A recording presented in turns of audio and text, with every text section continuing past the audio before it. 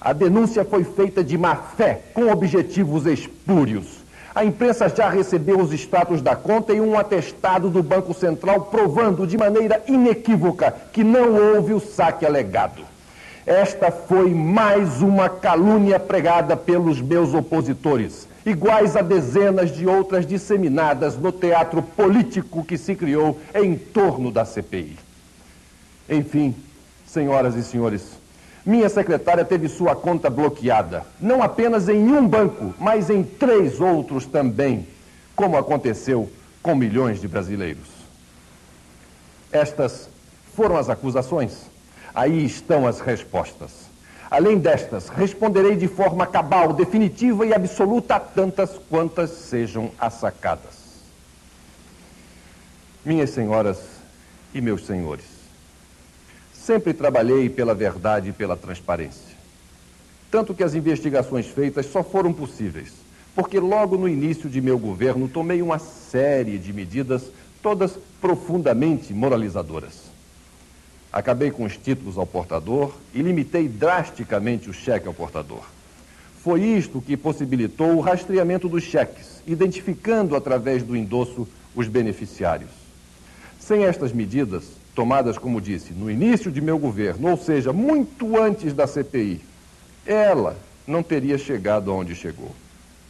Sem estas medidas e de inúmeras outras por mim adotadas, para combater as fraudes, evitar desvios e coibir a sonegação, não teríamos, como hoje temos, formas seguras de apurar responsabilidades e punir culpados.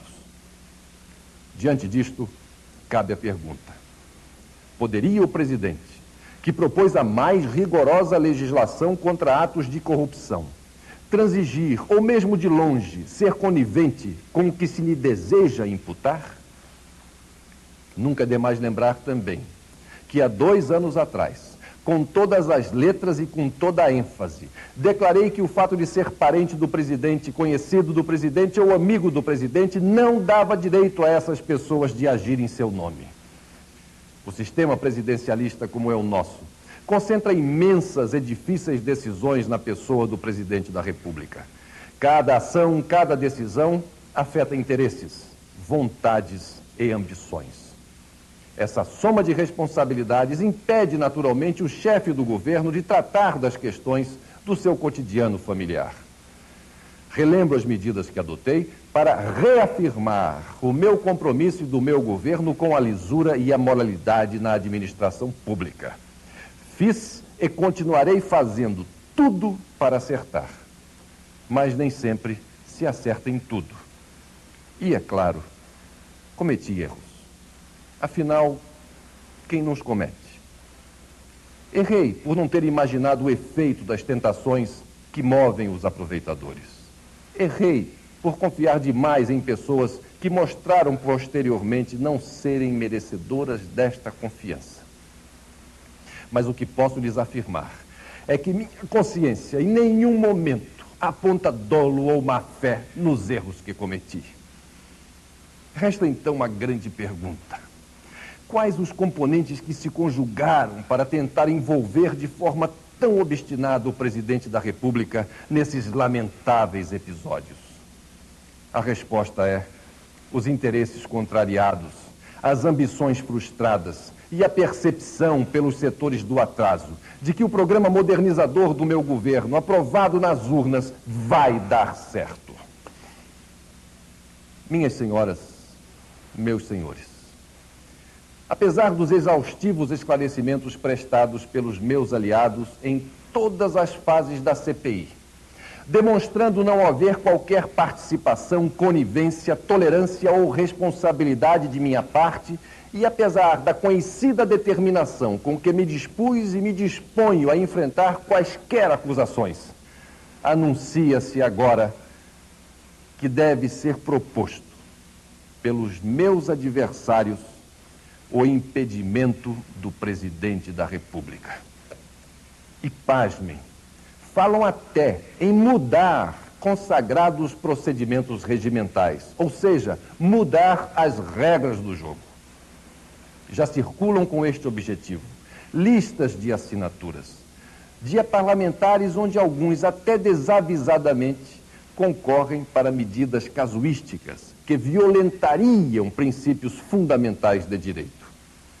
E qual o objetivo real dos meus adversários?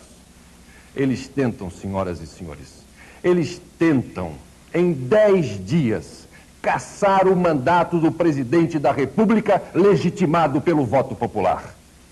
Tentam, em 10 dias, os meus adversários, cassar o mandato do presidente da República quando 558 dias ainda não foram suficientes para que eles permitissem aprovar a lei de modernização dos portos.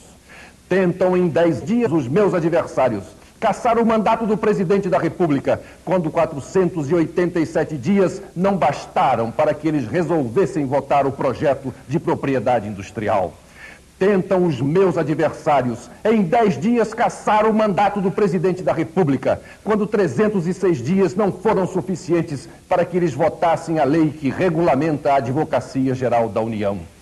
Tentam, senhoras e senhores, os meus adversários, em 10 dias, cassar o mandato do presidente da República, quando 330 dias já se passaram, sem que eles tivessem possibilitado a apreciação conclusiva de tão relevantes matérias para o futuro do país, no seu conjunto conhecidas como emendão. Não posso crer, não quero crer que tenham esquecido tudo e desejem ressuscitar os julgamentos sumários, os processos inquisitoriais ou os tribunais de exceção. É engano imaginar que tenho desmedido apego ao poder. Este sentimento tem aqueles que demonstram querer atropelar o processo democrático e a consolidação das instituições. Eu tenho, sim, sonhos, ideais e programas para o nosso país. E a estes eu me apego com a mais legítima e profunda determinação.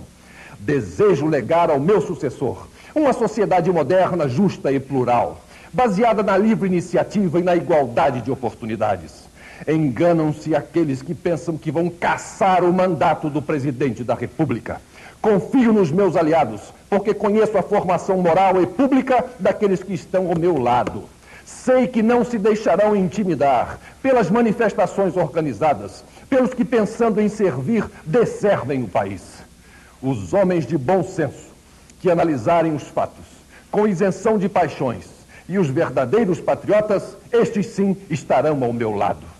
Ganharemos no voto. Os brasileiros verão que seus representantes resistirão às pressões e decidirão exclusivamente com suas consciências.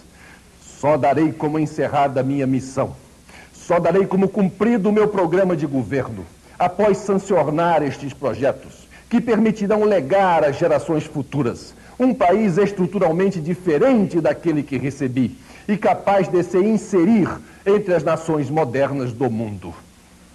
A nossa geração política já pagou preço excessivamente alto pela renúncia de 1961. Por isso tudo, e pela minha fé em um Brasil justo e moderno, peço a Deus que me dê saúde, força. Peço a Deus que me conceda a paciência, a humildade, a perseverança para vencer esta travessia e dela tirar lições que nos ajudem a construir o Brasil dos nossos sonhos. Senhoras e senhores,